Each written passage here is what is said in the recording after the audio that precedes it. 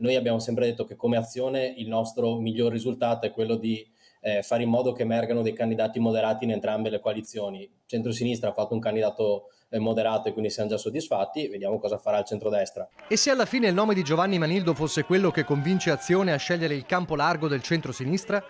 L'avvocato che sconfisse Gentilini a Treviso conquistando la rocca leghista non è ancora stato ufficializzato per la corsa a governatore, ma la scelta sembra ormai un segreto di Pulcinella.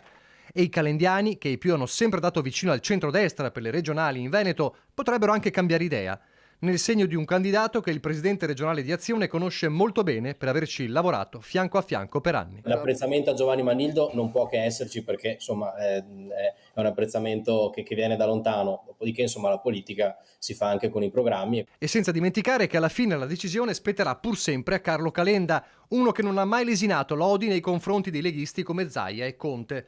Mai dire mai, dunque, ma è significativo che il nome di Manildo riesca a mettere d'accordo elementi distanti come Azione e Alleanza Verdi-Sinistra.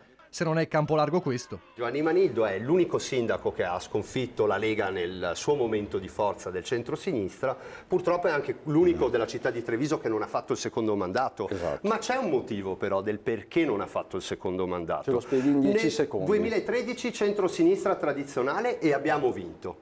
Nel 2018 invece qualcuno gli aveva suggerito che si poteva fare a meno della sinistra perché bisogna andare a prendere i voti di centro e i risultati li abbiamo visti e infatti oggi penso che invece la candidatura di Manildo come eventuale governatore della regione possa rappresentare trasversalmente tutta la coalizione. Messaggio chiaro al Partito Democratico che intanto cerca di fare ordine e continua a schermirsi sul nome. Manildo? Sì, certo, è un'ipotesi, ma solo una delle tante sul tavolo. La tattica, presa in prestito dallo sport, è quella dell'attendismo. Le regionali sono come una partita di calcio, quindi si attua la formazione migliore quando si capisce che squadra mette in campo anche l'altra parte e francamente per una volta mi lasci dire che questo tavolo si sta conducendo in maniera ordinata sui temi, avendo portato sulle piazze 21.000 persone chiedendogli che Veneto desiderano per il futuro. Una cosa è certa per il PD regionale, contromessaggio agli alleati di coalizione. Il timone delle decisioni spetta al partito di maggiore peso elettorale. Nel rispetto di tutte le sensibilità del campo progressista, parlo